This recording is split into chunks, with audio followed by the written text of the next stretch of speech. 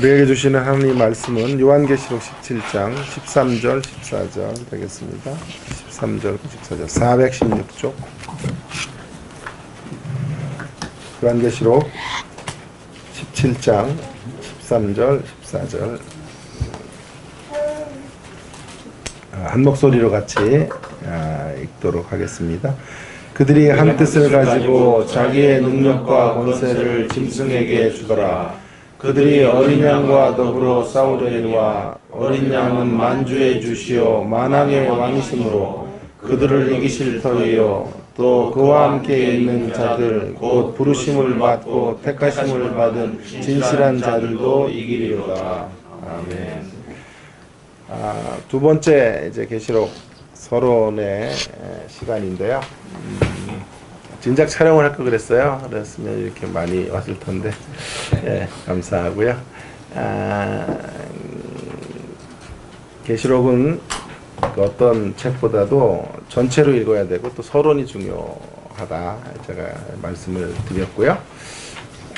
앞으로 서론을 두서너 번 더 해야 될 것 같다 이런 생각을 좀 하고요. 전체 구조도 좀 계속 살피면서 계시록을 읽어가도록 하겠습니다. 지난 시간에는 제가 여러분들과 함께 베리칩에 대한 이야기를 좀 하면서 베리칩은 과연 666인가 이런 이제 화두를 던지고 그렇지 않다. 베리칩은 구원과 관련이 있는 게 아니다. 이런 말씀을 드렸지만 인권과는 관련이 있기 때문에 우리가 베리칩에 대해서 경각심을 갖는 것은 틀린 것은 아니다. 이제 그런 정도 이야기를 드렸는데요. 제가 최근에 이제 길거리를 지나가다가 받았던 이제 이 전도지인데요. 전에 계시록을 처음 제가 한 20여 년도 훨씬 전에 시작할 때 전도지와 거의 똑같아요. 이런 전도지인데요.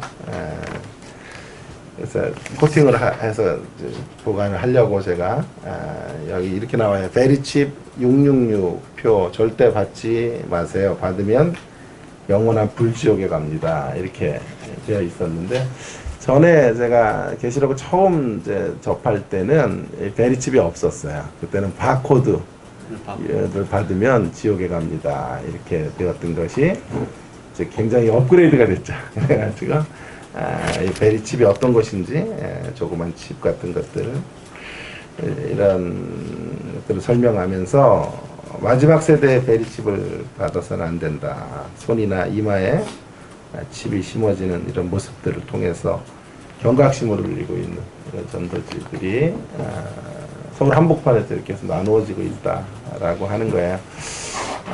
이런 데 빠져 있는 분들이 얼마나 많은지. 저희 학교는 이제 신학교인데요. 저희 학교 앞에도 이게 이런 종말론을 믿는 분들이 전도를 하고 있어요. 우리 신학생들을 전도해야 된다 사명감을 가지고 저도 있는데 전도를 하고 하는 것을 보게 됩니다. 적어도 이런 계시록에는 빠져서는 안 되겠다라고 하는 것이 1차적인 목표이고요. 2차적인 이 계시록 강해의 목표는 더 나아가서 이제 이 계시록으로 풍성한 삶을 우리가 살아내는 데까지 나가야 되겠습니다. 그래서 그런 측면으로 계시록 공부들을 우리가 좀 계속 진행해 가도록 하겠습니다. 한번 이렇게 보시고요.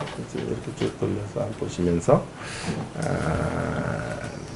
확인을 해 보시면 좋겠습니다. 자, 오늘 이제 두 번째 시간으로 요한계시록의 이제 총 주제가 무엇인가 하는 것을 좀 살펴보려고 하는데요. 어떤 책도 마찬가지지만 요한계시록도 역시 고정관념을 넘어서야 계시록이 보인다.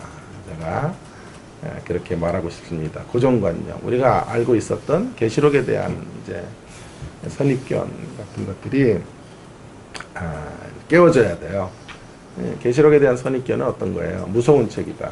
라든가 꿈자리가 사납다.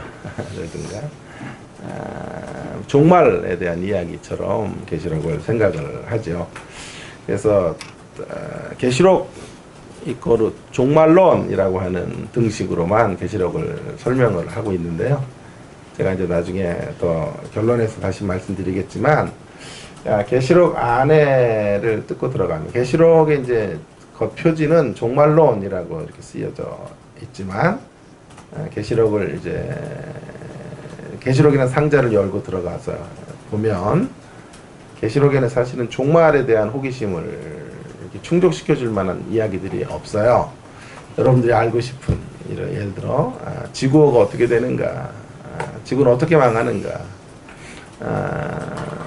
세계 3차 세계대전이 일어나는가, 중동에서 일어나고 있는 저 일들과 계시록은 어떤 관련이 있는가, 이런 흥미로운 질문들이 이제 성도들에게 생겨지는데요. 그런 물음들을 계시록은 상세하게 말해주질 않아요. 왜냐하면 계시록 그렇게 쓰여진 책이 아니기 때문에, 그런데 관심을 갖고 있지 않기 때문이죠. 그래서 계시록은 먼저 1세기의 독자들, 그러니까 이 글이 쓰여졌을 당시의 독자들의 상황 속에서 읽어야 되는데 1세기의 독자들을 스킵한 채 오늘 21세기의 독자들의 호기심을 충족하는 책으로 둔갑시켜 버렸어요.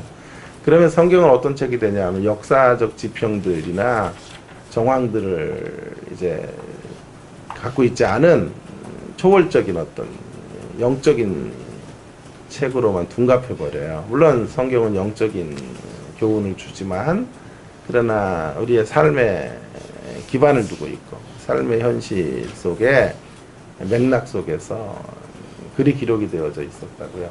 그래서 그 맥락들을 잘 살피고 첫 독자들에게, 첫 하나님의 백성들에게 이 메시지가 어떤 메시지였을지 하는 것을 분명하게 깨닫고 나서 오늘에 어떤 적용을 할 것인가, 2차적으로 오늘로 오는 거죠.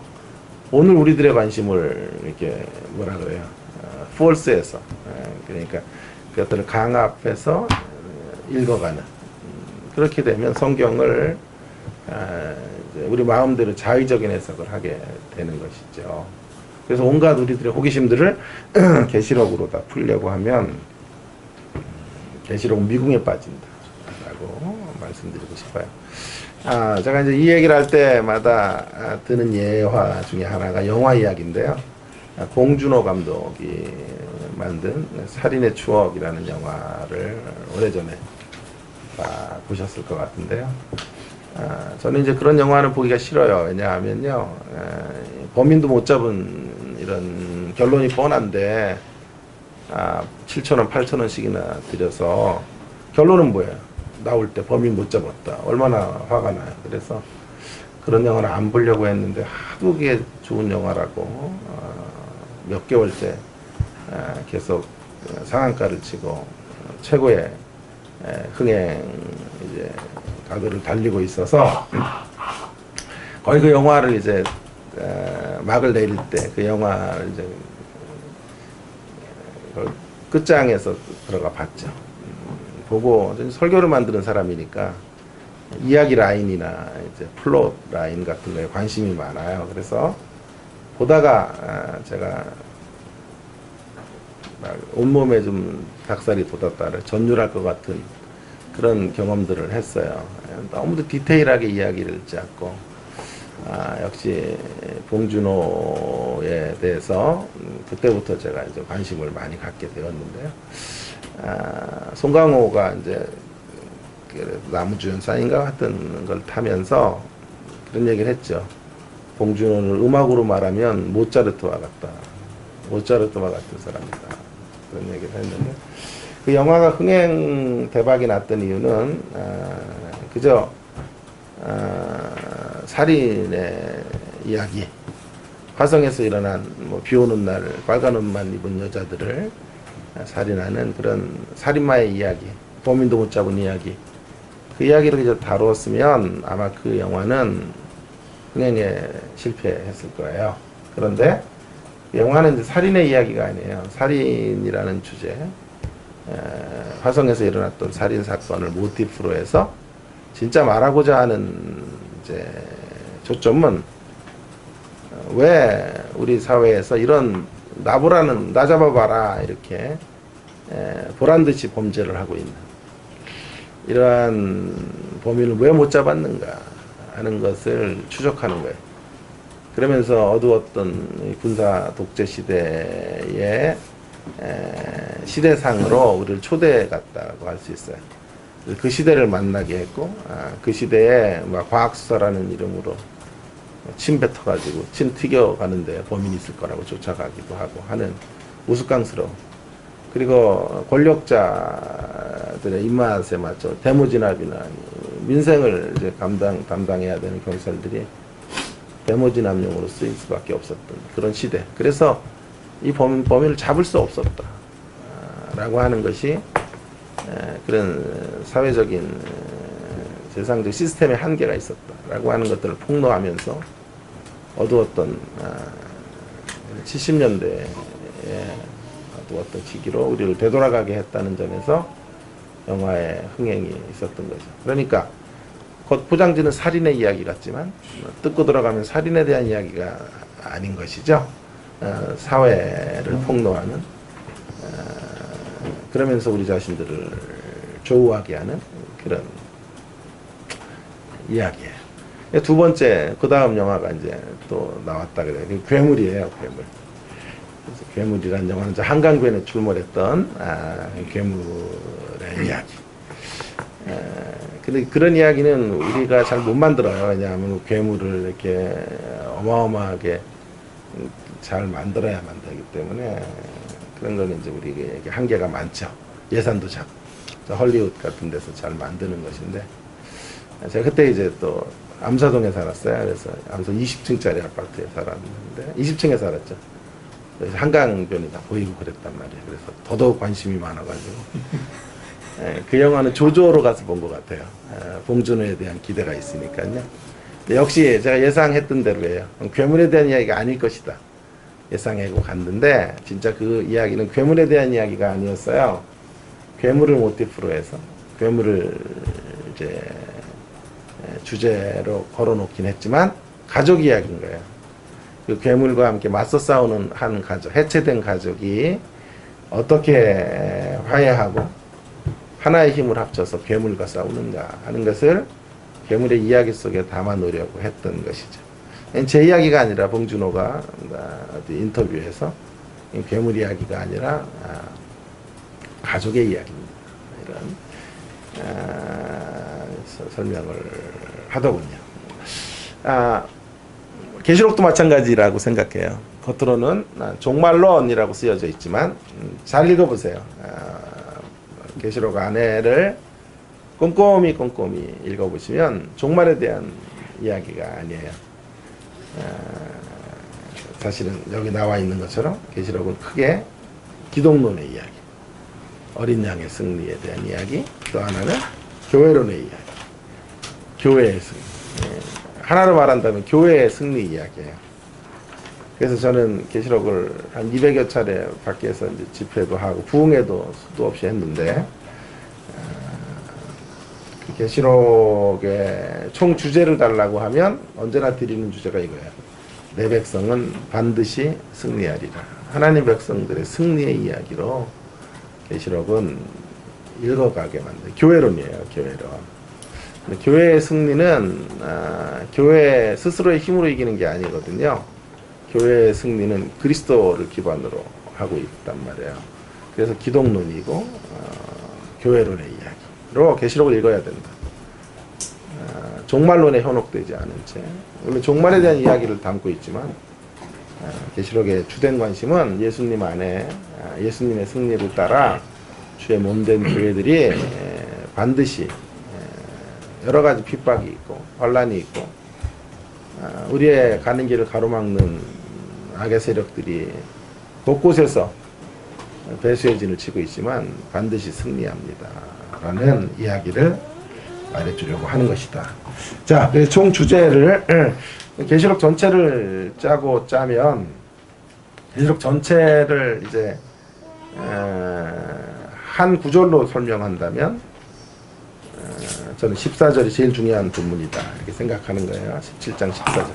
수도 없이 읽었죠. 계시록은 맞아 수백 번을 넘나들며 읽었고 자료들도 엄청나게 많이 봤지만 아무리 봐도 17장 14절보다 계시록을 더 잘 설명해 주는 구절이 없어요. 그래서 언제나 시작할 때 14절을 주축으로 계시록을 설명하고 있죠. 세 가지를 큰 이제 서브타이틀로 해서 좀 살펴보려고 그래요. 먼저는 영적인 전쟁에 대한 이야기를 다루는 책이다라고 하는 것이죠. 13절에 보십시오. 그들이 한 뜻을 가지고 자기의 능력과 권세를 짐승에게 주었다. 그리고 그들이 어린 양과 더불어 싸우고, 그러니까 어린 양이 이기셨고 그와 함께한 자가 이겼다라고 하니까 먼저 이 싸움에 대한 이야기를 해야 될 것 같아요. 계시록은 싸움의 책이다. 영적 전쟁에 대한 논의를 하고 있는 책일 텐데요.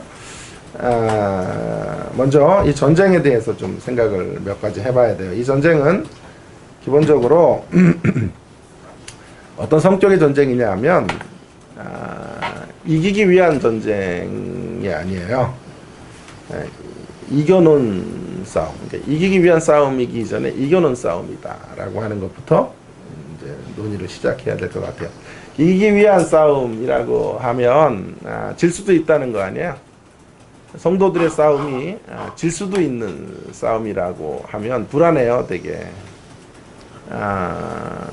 왜냐하면 우리가 주님의 손을 붙잡고 나아갈 때보다 주님의 손을 놓을 때가 더 많거든요. 그러니까 근데 그때도 주님이 우리를 붙잡아 주시는 이야기가 성경의 이야기인데요. 그러니까 그저 질 수도 있고 이길 수도 있는 어떤 싸움들, 그러니까 우리가 구원을 받을 수도 있고 구원에서 제외될 수도 있는 그러한 싸움들을 싸우고 있는 전쟁이 아닌 거예요. 이겨놓은 싸움이죠. 이미 악의 세력들이 제압을 당했고, 창세기 3장 15절을 중심으로 시작된 이런 구속사의 드라마 속에서 전쟁 가운데서 사단의 세력은 치명타를 입었고 머리를 상하게 되었죠. 그래서 운명이 이미 결정되어진 거죠.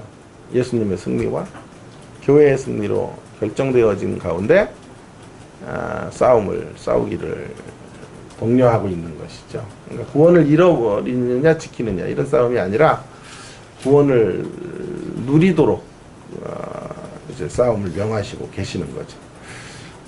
그런 의미에서 이 싸움은 이기기 위한 싸움이기 이전에 이겨놓은 싸움, 승리가 확정된 싸움이다 라고 하는 것들을 기억해야 되겠고요. 이 싸움의 대상자들을 좀 보려고 하는데요. 여기 잘 좀 들여다보시죠. 그들이에요.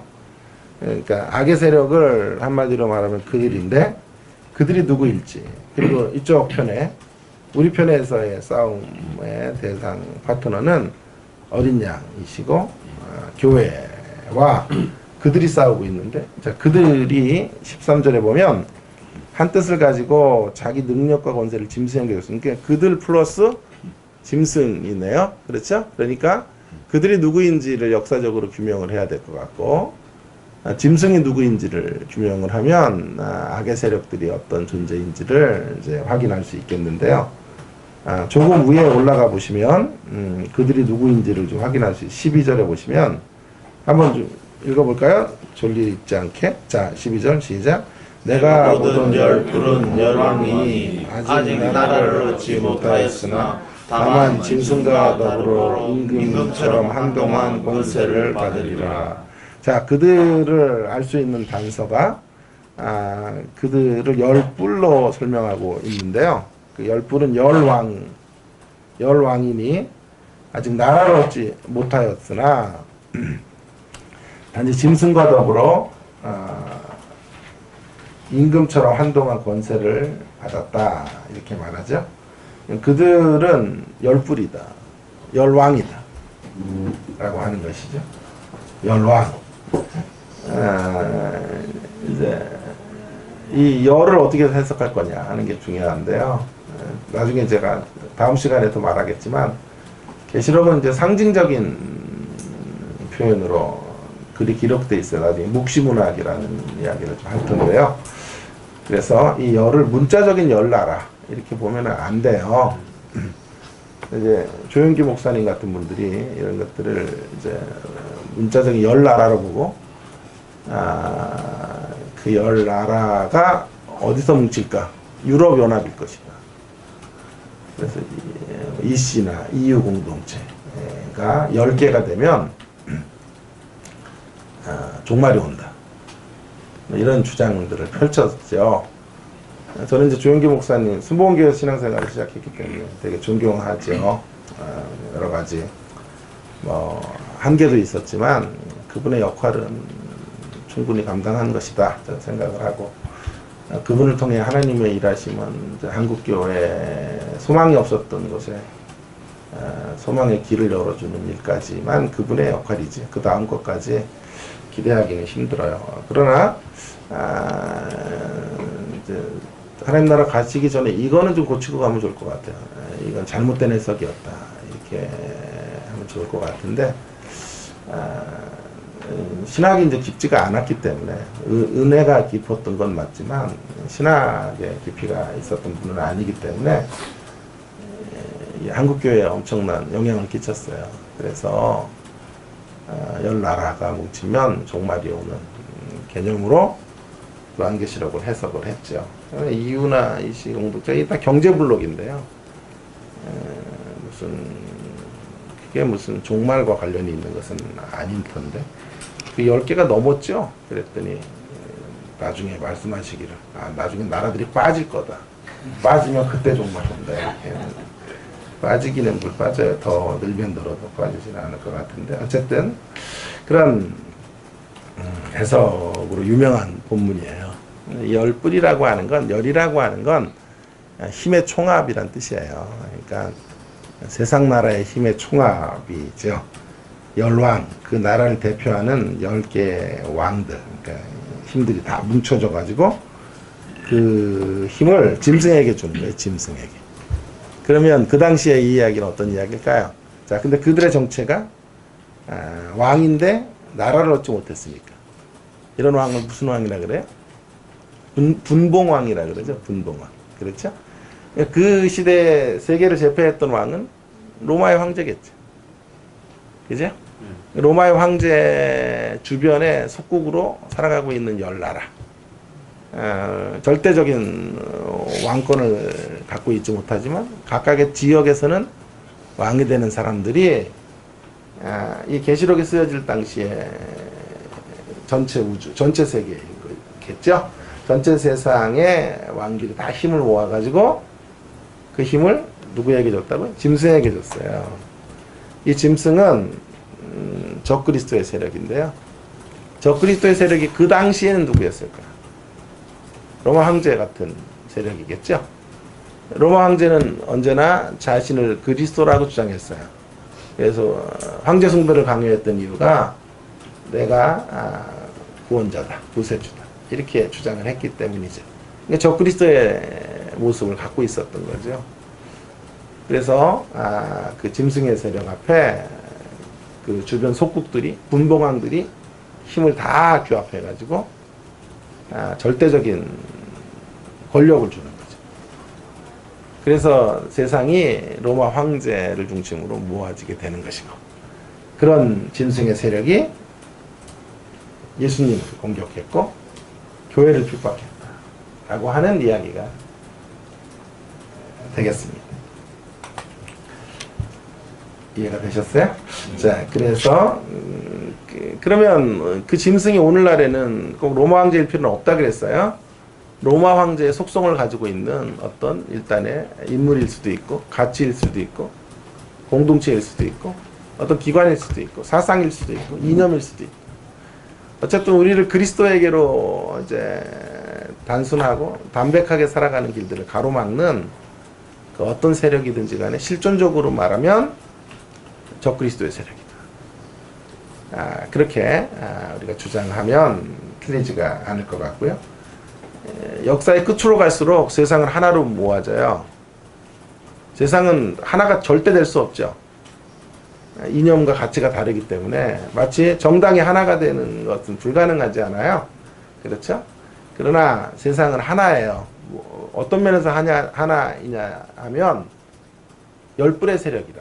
어떤 의미에서 그리스도를 반대한다는 점에서는 하나다.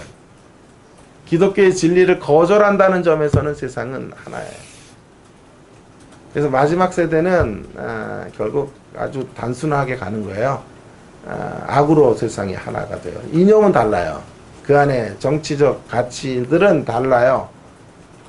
그러나 교회와 분리된 정신, 그리스도의 이런 가치와는 사뭇 다른 세속의 정신으로 하나가 돼요. 똘똘똘 뭉쳐서 기독교를 박해하고 핍박하고 기독교와 대척점에서는 자리로 나아가게 될 것이다. 그리고요, 이 악으로의 연합은 강력해요. 참 그런 게 속상할 때가 많아요. 네?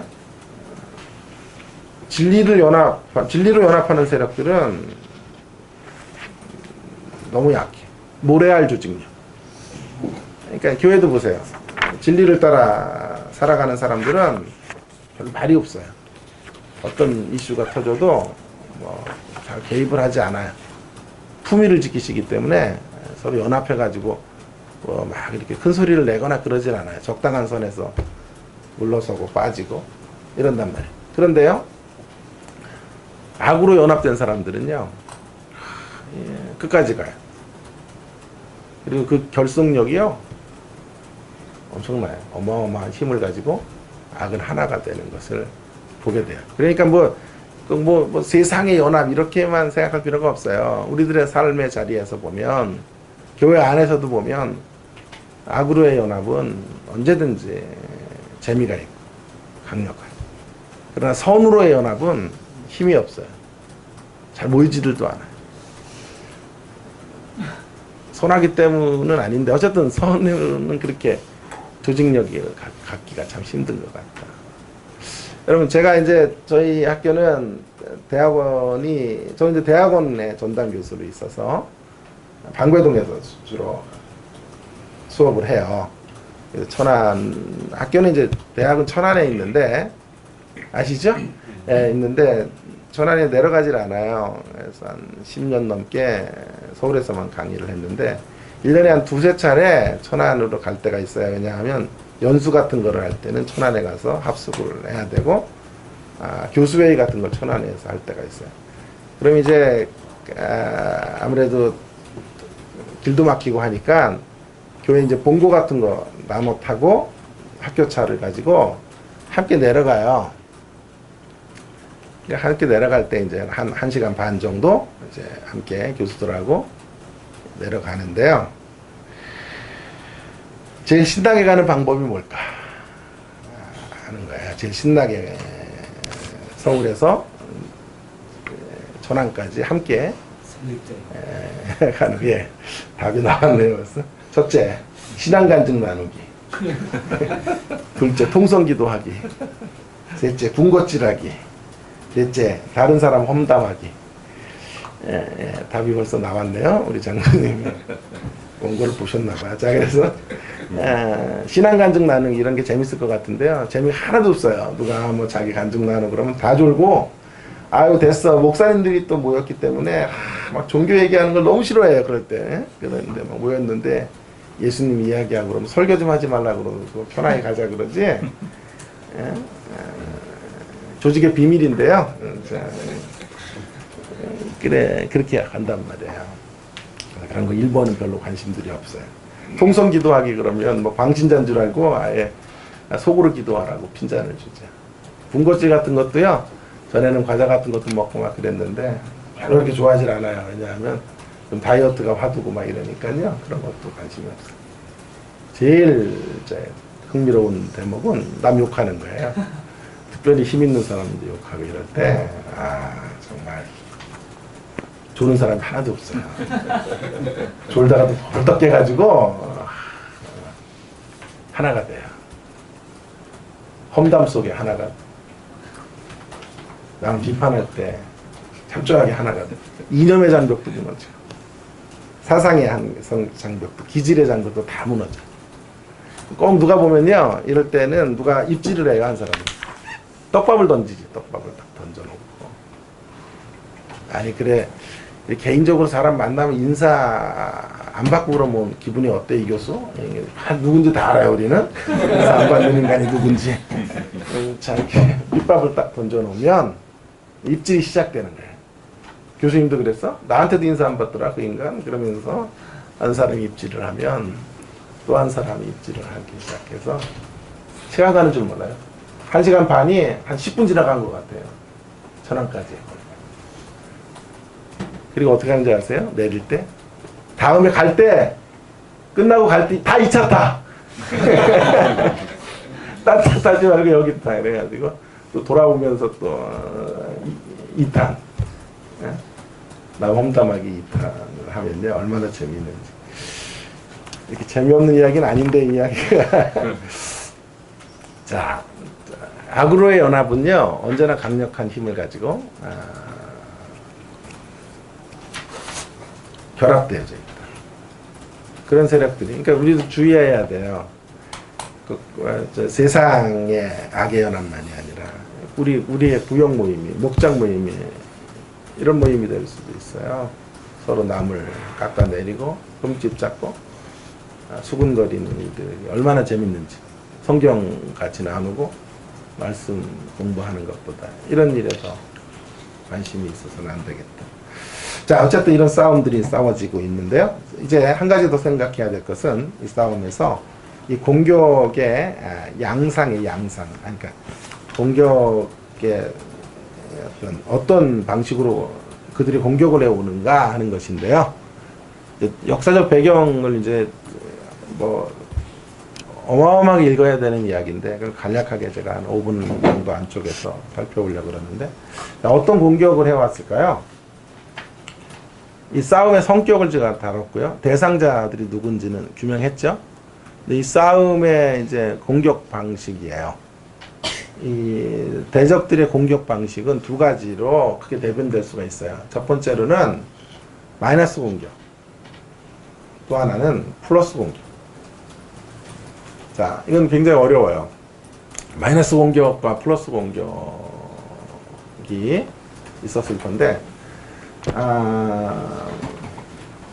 뭘 결정을 해야 돼요, 우리가. 마이너스 공격이었을까? 이 당시에 공격이 플러스 공격이었을까? 마이너스 공격이라는 건 뭐죠? 우리 가지고 있는 걸 빼앗고, 우리에게 박해를 하고, 우리를 고난의 현장으로 밀어넣는 형태. 그러니까 마이너스 공격이라. 요한계시록은 이게 잘 들으셔야 돼. 여기가 이제 요한계시록의 가장 중요한 배경적 설명인데, 과연 마이너스 공격이 자행되던 때에 교인들을 향해서 권면하는 메시지를 쓰여졌을까? 아니면 플러스 공격이라고 하는 건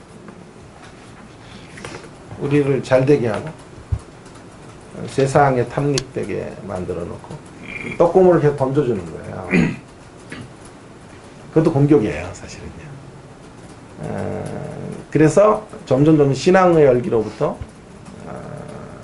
식어져 가게 하는 방식, 이게 플러스 공격인데요. 사단의 세력은 교묘하기 때문에 늘 마이너스 공격으로만 공격하는 게 아니에요. 때때로 플러스 공격을 사용해서 공격해요. 자, 그러면 한번 응용 문제죠. 중국 교회 같은데 공안들이나 이런 데 관리를 맡고 있는 중국 교회는 마이너스 공격일까요? 사단의 플러스 공격 아래 있는 걸까요? 마이너스 공격이겠죠. 우리나라 일제 시대라든가 공산당과의 대치하는 시점에서 조국 교회가 당했던 여러 가지 어려움들은 마이너스 공격이겠죠. 그래서 지금의 한국 교회는 마이너스 공격은 별로 없죠.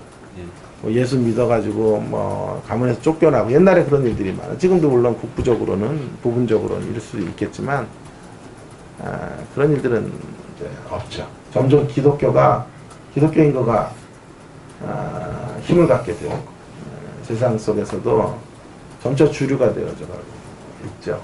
국회 같은 데도 기독교 신자들이 매우 많아져 가고 있는 힘의 세력이 되고 있죠. 그렇죠. 그러나 교회가 이전보다도 더 힘이 있어졌다 이렇게 말할 수는 없죠. 이 마이너스 공격 앞에 무엇보다도 이제 교회 안에 재정이 넉넉해지면서부터 교회는 타락의 길을 걸어요. 그래서 이제 목사들이 돈으로부터 자유롭게 되는 순간부터 교회는 세상 세속화의 길을 걸어가게 되는 것이죠.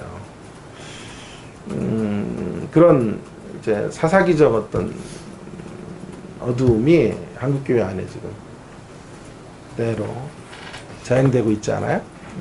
그러니까 마이너스 공격이 아닌 플러스 공격 앞에 철저하게 넘어져 가고 있는 거죠. 자, 그러면 결정을 해야 돼요. 우리는 요한계시록은 마이너스 공격의 때에 쓰여졌을까, 플러스 공격의 때에 쓰여졌을까? 이거는 이제 누구도 확정할 수는 없어요. 그저 가설인데요. 전통적인, 적어도 한 20년 전 이전의 학자들의 대부분의 견해는 마이너스 공격의 때에 쓰여졌다, 이렇게 보는 거죠.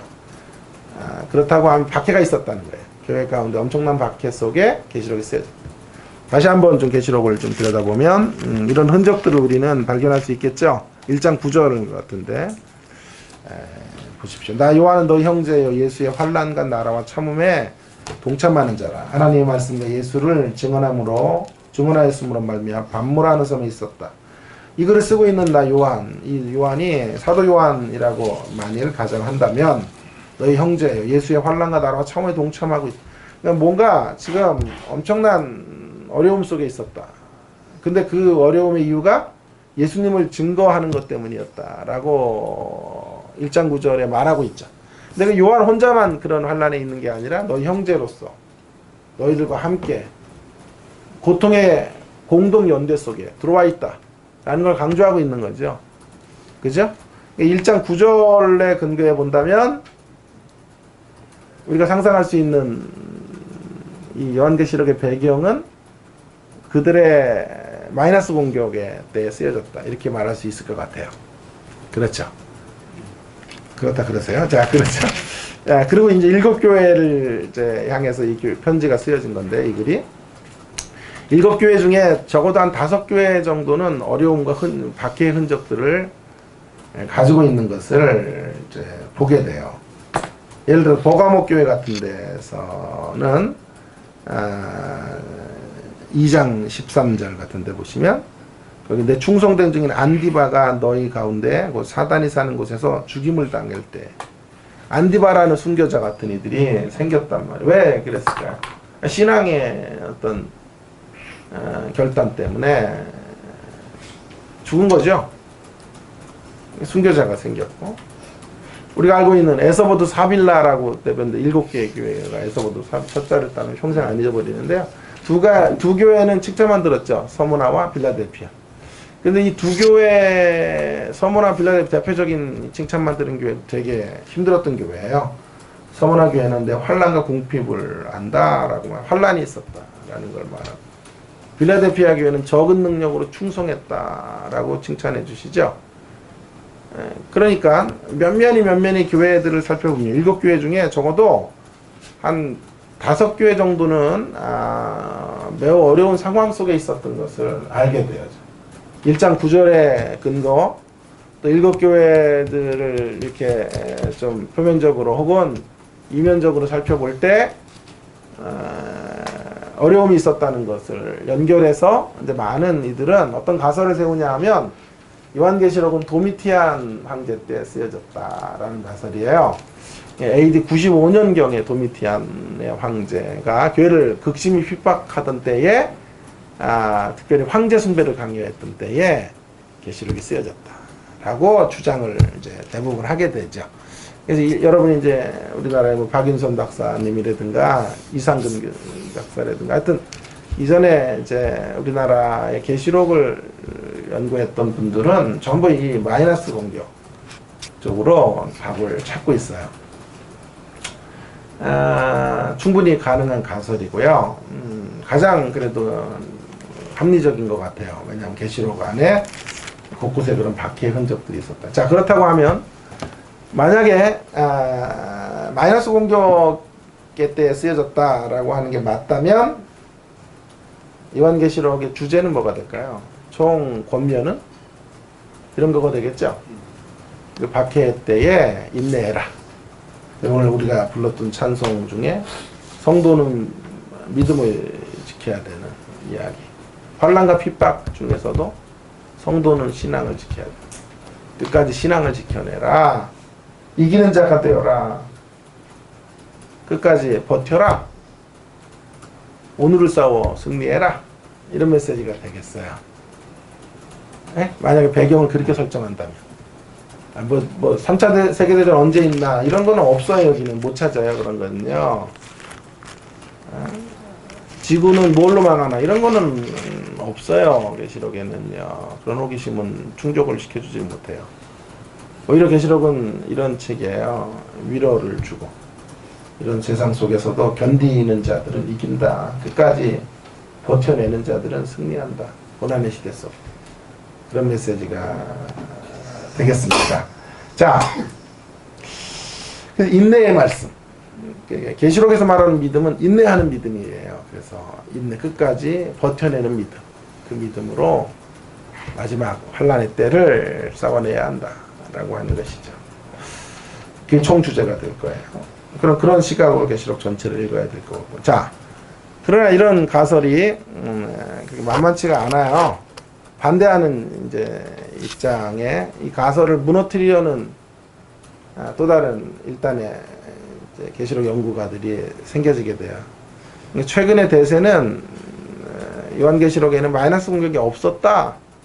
이런 주장을 하는 거예요. 황제들이 그렇게 극심한 어떤 제국의 폭력으로 다가오지 않았다. 대신에 일상의 제국의 어떤 모습으로 성도들 앞에 서 있었다. 일상의 제국이라는 건 뭐냐면 일상의 자리에 제국이 주는 무언의 위협이랄까요? 불이익이랄까요? 이런 것들을 주었다. 그런 시대에 쓰여졌다라고 보는 거죠. 그 근거를 어떻게 드냐면요. 자, 라오디게아 교회예요. 특별히 에서버드 사빌라 4대 교회도 그렇지만 두 교회는 이제 책만 만들어요. 주로 책망 일색인 교회는 에서버드 사빌라 서문화 빌라델피아는 칭찬 일색이죠. 그러나 4대 교회와 라오디게아 교회는 책망 일색이에요. 특별히 이 4대 교회 라오디게아 교회 특징은 부유했던 교회예요. 가장 힘이 있었고 재정적으로 넉넉했고 화려한 건물을 가지고 있었던 이런 교회였을 거예요. 그 중에서도 대표가 라오디게아 교회인데요. 그 라오디게아 교회가 자 보세요. 스스로를 말하기를 뭐라고 말하냐 하면 뭐라 그래요? 17절에 3장 17절에 한번 같이 읽을까요? 3장 17절 시작. 내가 말하기를 나는 부자라 부요하여 부족한 것이 없다 하나 내 곤고한 것과 가련한 것과 가난한 것과 눈먼 것과 벌거벗은 것을 알지 못하는도다. 스스로 말하기를 뭐라고 말하냐 하면 너무 잘 나가고 너무 살만한 교회예요. 경제적으로도 부유했고 모든 성도들의 뭐 연봉이 수십억 되었다. 예를 들어 이런 교회예요. 그렇게 잘 나가는 사람들만 있는 교회. 스스로 말하기를 나는 부자다. 부족한 것이 하나도 없다. 이렇게 스스로를 말했다. 만일 여러분 보세요. 박해가 극심했고 남편이 감옥에 있고 교회가 풍지박산이 나고 그런 현장 속에 있었어요. 교회가 있었는데 이렇게 말했으면 정신병자지. 그죠? 남편이 지금 죽어가고 있는데 나는 부자야. 부족한 게 없어. 그럼 재혼하겠다는 얘기잖아요. 자, 그러니까 그거는 말이 되지 않죠. 그런 의미가 아니라고 한다면 17절의 이야기를 근거로 해서 박해가 없었다라는 주장이 펼쳐질 수밖에 없어요. 그죠? 박해가 없었던 거라. 그러니까 도미티안 가설은 깨진다.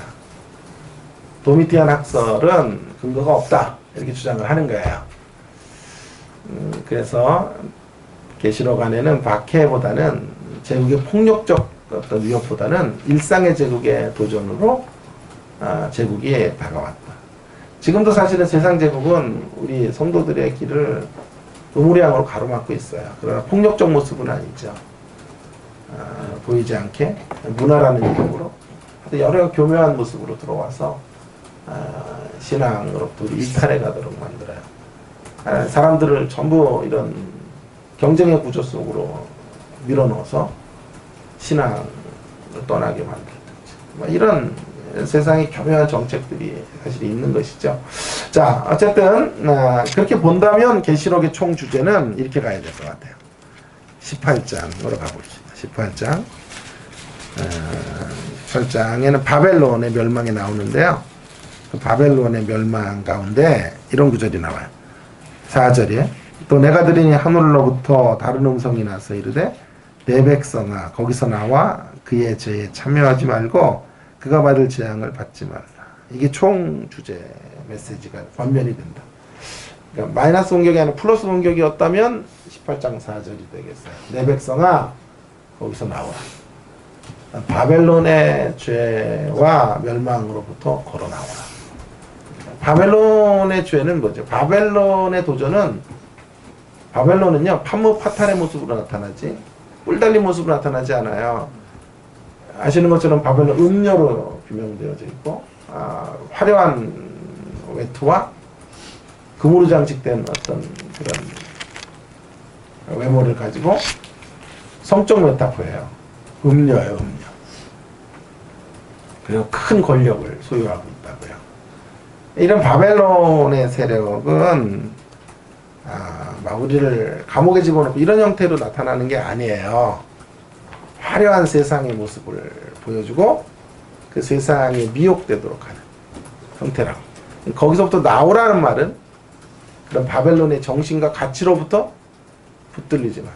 제가 이제 나중에 하는 중요한 제 어록 중에 하나가 뭐냐면 우리가 바벨론 안에 살아야 되지만 바벨론이 우리 안에 살게 해서는 안 된다라는 게 제가 자주 쓰는 어록인데요. 우리가 바벨론 안에 살아야 되지만 바벨론이 우리 안에 살게 해서는 안 돼요. 그런 삶을 살아라. 계시록은 이런 의도로 쓰여졌다. 최근에 이제 계시록을 연구하는 많은 학자들은 무게비중을 다 여기에 둬요. 최근의 서적에는 박해 이야기 별로 없어요. 계시록에. 오히려 유혹이나 미혹의 현장에서 교회가 쓰러져 가고 있었고 어떤 신앙의 정절을 잃어가고 있었을 때 요한계시록을 통해서 그들을 다시 깨우려고 했던 메시지죠. 자, 그러면 결정을 내려야 돼요. 우리는 어떤 것으로 갈까? 마이너스 공격이었을까? 플러스 공격이었을까? 여러분이 이제 답을 내려야 되는데 저의 답은 이렇습니다. 저의 답은 마이너스 공격에 때에 쓰여졌을 것이다 라는 것을 또 무게비중을 두고 싶어요. 왜냐하면 어떤 가설이 무너지려면요 완벽하진 않죠. 도미티안 가설이. 그러나 그 가설을 지지하는 근거가 7분의 한 5 정도인데 7교회 가운데 한 5교회 정도는 이 가설과 들어맞죠. 그리고 7분의 2가 좀 안 들어맞죠. 그래서 그 가설은 완전한 가설은 아니지만 도미티안 박해를 인한 계시록의 의도가 완벽한 가설은 아닐지라도 그 가설을 허물기 위해서는 또 강력한 가설이 있어야 되는데 도미티안 가설을 허물려는 사람들의 가설은 지지 기반이 훨씬 약해요. 라우디게아 교회 정도를 붙잡아서 도미티안 가설이 다 틀렸다 이렇게 말하기에는 약한 논증이 되지 않는가. 그렇다고 하면 도미티안 가설보다도 더 강력한 가설이 나오기 전까지는 우리는 도미티안서를 붙잡고 계시록을 읽어가는 것이 손해가 되지 않을 것 같다라는 것이에요. 그렇다면 이제 문제를 풀어야죠. 어떤 답을 푸나. 그렇다면 라오디게아 교회 같은 교회가 어떻게 생길 수 있습니까? 만약에 박해 때였다면 모두가 박해를 받아야 될 텐데 어떤 교회는 극심한 박해를, 이런 교회는 이렇게 편안한 삶을 보장받을 수 있었습니까? 이런 대목은 풀어줘야 되겠죠. 근데 저는 이제 마이너스 공격 쪽으로 답을 몰아가면서 이 문제에 대해서 답을 내리려고 그래요. 자, 이렇게 풀면 좋을 것 같아요. 로마가 이제 속국들을 다스릴 때, 아까 말했지만 분봉왕이나 총독들이나 이런 존재들을 통해서 각각의 지역들을 다스리게 되잖아요.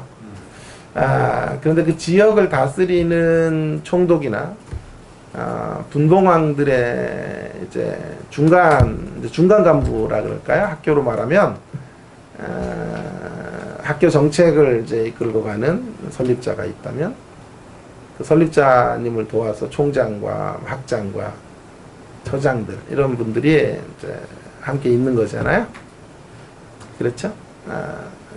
그래서 궁극적인 목적은 뭐죠? 로마 황제를 경배케 하는 거죠. 그게 로마의 속국이 된 모든 열불의 세력들이나 열 나라들이 해야 되는 지상 사명이에요. 로마 황제를 경배하는 것. 그죠? 그런데 어떤 독재자도요, 채찍의 방식으로만 계속 이렇게 이끌어갈 수는 없어요.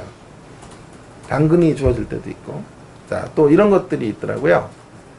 이 중간에서 그것들을 달성해 가는 사람들, 중간 간부들이라고 한다면, 총독이나 이런 각각의 지역을 다스리는 자들이 어떤 소신을 갖고 있느냐가 또 매우 중요해요. 목표는, 결과는 같아요. 황제 숭배의 자리로 사람들이 이끌어가는 거예요.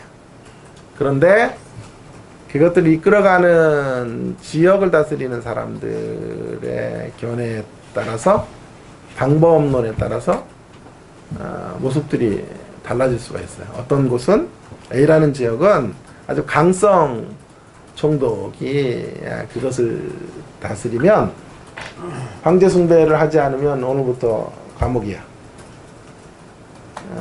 박해를 쏟아붓고 황제 숭배로 나오게 할 수가 있어요. 이해가 되시나요? 재미가 없죠, 이런 거는요. 근데 이걸 안 하고 또 갈 수도 없고 그래가지고 계시록 괜히 이게 굉장하다 그러고 막 이렇게 광고만 세게 하고 2주 동안 이게 죽을 쓰네요. 자, 어쨌든 굉장히 중요한데 이게. 그래서 그런 자리로 끌고 가요. 또 어떤 총독들은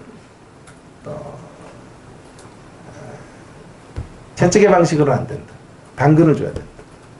그래서 황제 숭배를 하는 자들은 포상해주고 1계급 승진 같은 것들을 내걸어서 내걸고 사람들을 독려해서 황제 숭배의 자리로 나오게 하는. 또 어떤 지역은 당근과 채찍을 함께 줘서 두 가지 방법을 적절하게 사용해서 황제 숭배의 자리로 사람들을 내몰게 되겠지. 그래서 이런 모습들이 생길 수밖에 없어요. 전반적인 대세는 박해적, 폭력적 제국의 모습 앞에 직면했지만 부분적인 지역은 일상의 제국의 위협 앞에 노출되어져 있었다 라고 본다면 이 문제들을 이것이냐 저것이냐 의 문제로 보지 않아도 될 것 같아요. 마이너스 공격이 있었던 자리에 지배적인 계시록의 전반적인 분위기는 박해적 상황이었지만 그런 상황 속에서 교회는 이제 도전을 받았죠. 그러나 어떤 지역에서는 라오디게아 교회 같은 교회에서는 이런 박해의 모습은 별로 없었고 이런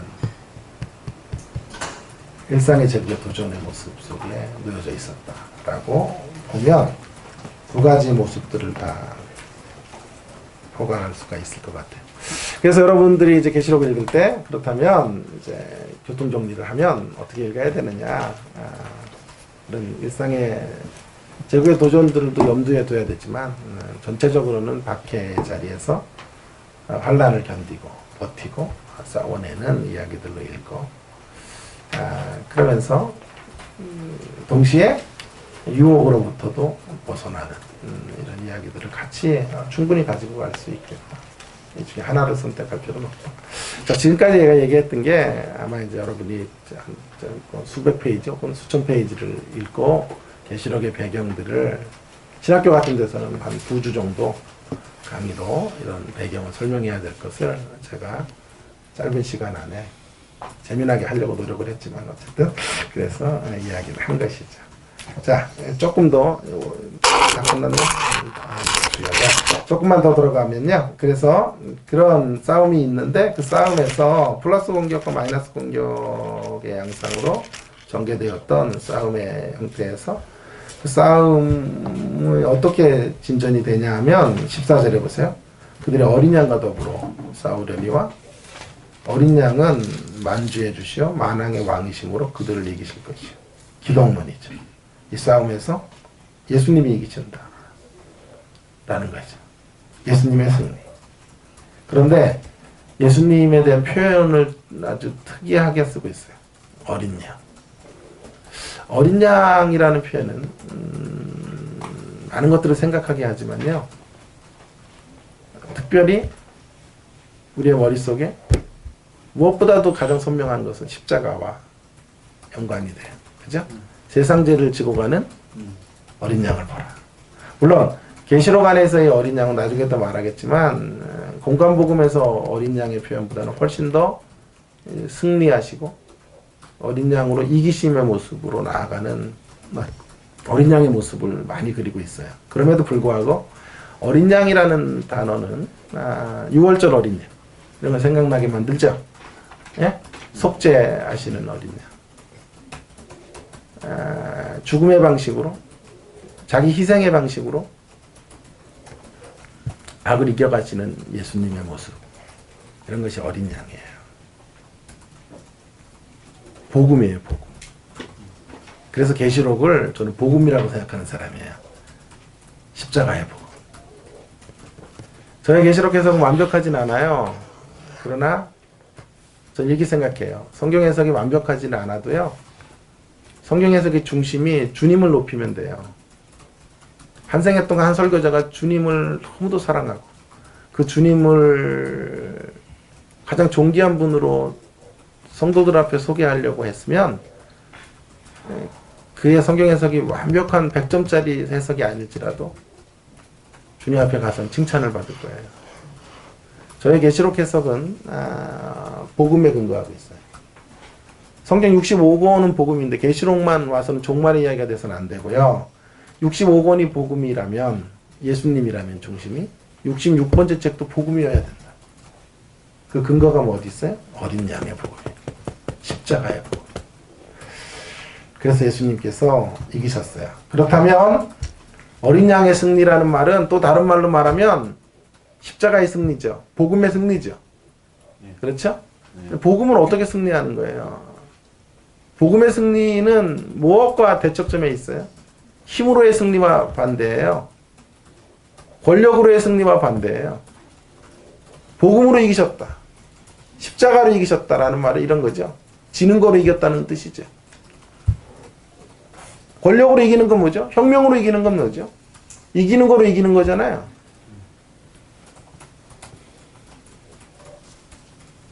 높은 계단에서 칼자루를 쥐고 상대의 목을 베는 것을 이기는 이김. 그런 이김은 또 더 높은 자리에 누가 올라서서 또 그 칼자루를 빼들어서 이런 피 흘림의 악순환이 계속되는 이김이에요. 그러나 복음의 이김은 그렇게 피 흘림의 악순환이었던 공산주의는 역사 속에 자취를 감췄죠. 물론 아직도 있지만 미미한 세력으로 존재할 수밖에 없죠. 그러나 복음으로의 이김은 뭐죠? 역설적 승리죠. 역설적 승리.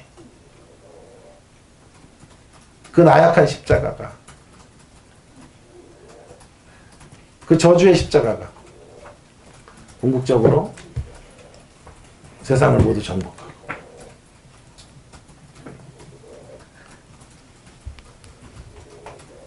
생명력을 가지고 오늘까지 이렇게 전 세계를 복음의 보혈의 능력으로 새롭게 하고 있는 것을 보게 되죠.